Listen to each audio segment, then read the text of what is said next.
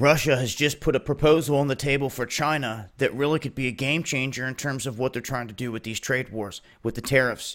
Now, China buys a large amount of soy and soybeans from the United States, and this is something that Trump has targeted, along with many other things.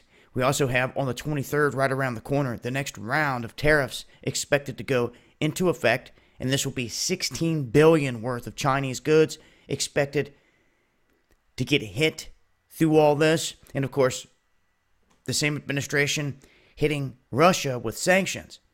But now Russia is offering 1 million hectares, or 2.5 million acres, of farming land to Chinese farmers to meet its large-scale demand for soybeans. This could be a game changer.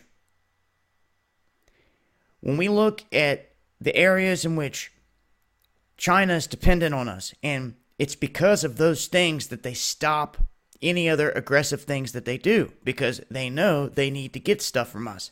If they could figure out a way to get some of their most needed stuff elsewhere and cut the United States out, that would be huge to them.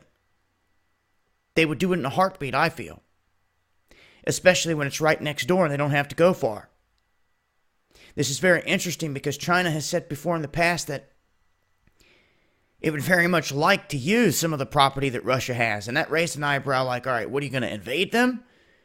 You guys are supposed to be allies. What happens when Christian Russia has no more Christian allies around the globe? And non-believers are surrounding them.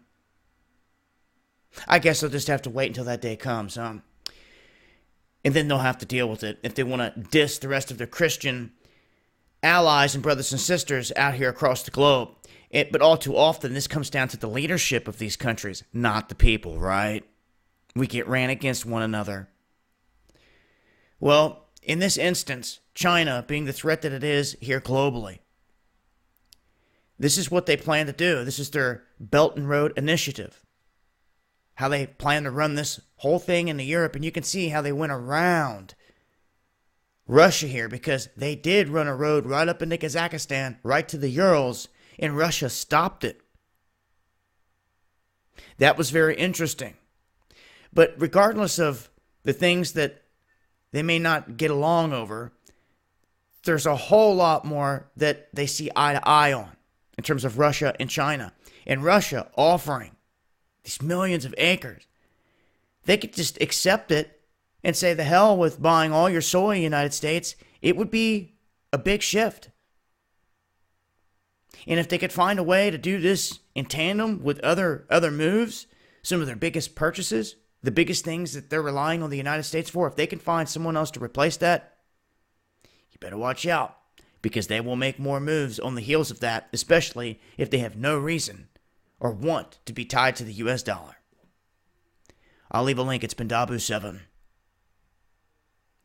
Much love, y'all.